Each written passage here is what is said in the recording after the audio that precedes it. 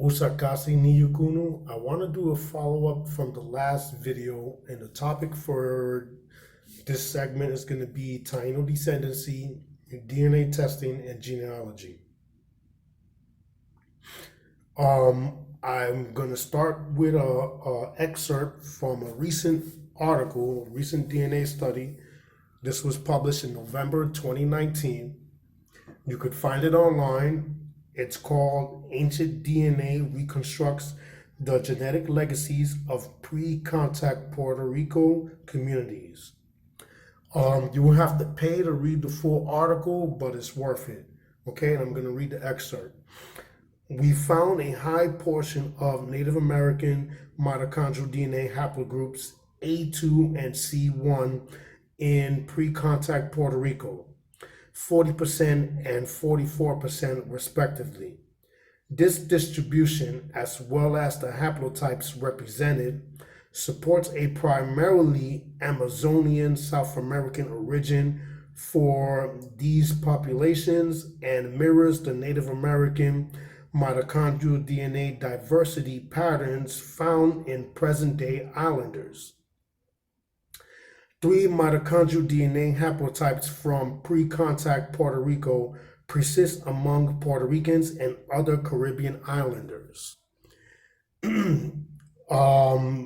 The other previous article from 2017, Taino and African maternal heritage in the Greater Antilles, also had mentioned this for Puerto Ricans, Dominicans, and Cubans. Okay, and some Jamaican Maroons, indicating that present-day populations are reservoirs of pre-contact mitochondrial DNA diversity, aka descendants. Okay, so what is the best way to understand this?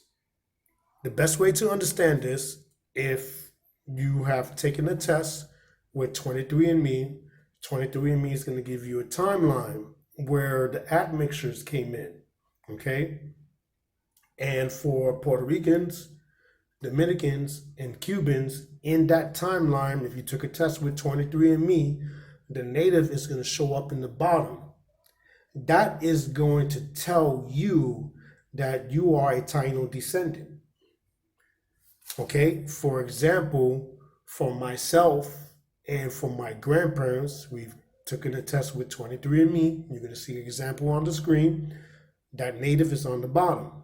Okay, that tells us that we are native descendants or Taino descendants from Quisqueya or the Dominican Republic. Okay, this is very important. And it also forces us to adjust from the previous idea taught by elders in the Taino community that we are Tainos. No, we are not Tainos. We are descendants of Tainos. We have to understand that those Taino ancestors were mixed with other natives. This is something that people get mixed up all the time. Okay, we're going to look at that screen. We're going to look at the map of the Caribbean. My source for that is Basil A. Reid and Samuel M. Wilson. That's where I took that model from. Okay, it's going to show that there are different native groups that ventured into the Caribbean. This was before the last migration, which was the European and the African migration. Okay, you had groups that first came from South America. Evidence for this is Banwadi man found in Banwadi Trace in Trinidad. That's the earliest migration that we know of that came into the Caribbean. Okay, then we have people that came from the Yucatan, right? These are all archaic groups.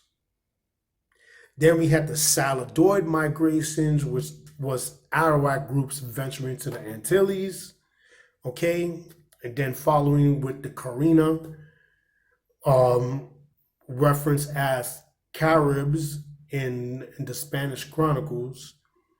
And all of these native groups together is what we know as the Taino, okay?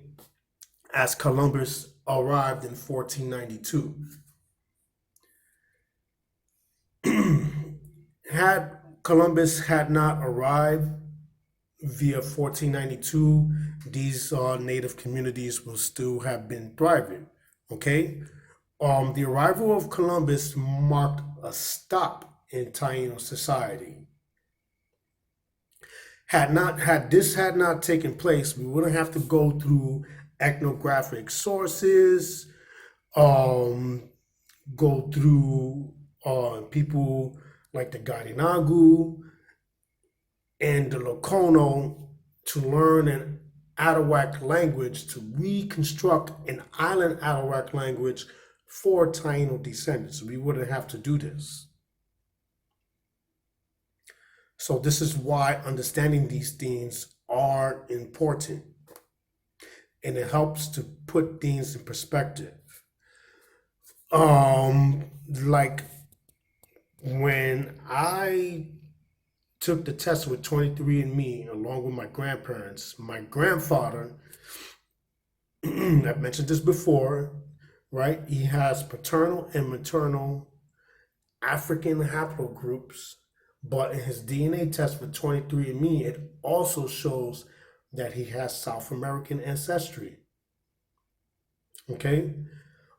This is why taking a DNA test is important, especially now, because as more people participate, we're going to learn more about our ancestral heritage in the Caribbean and about our current demographic.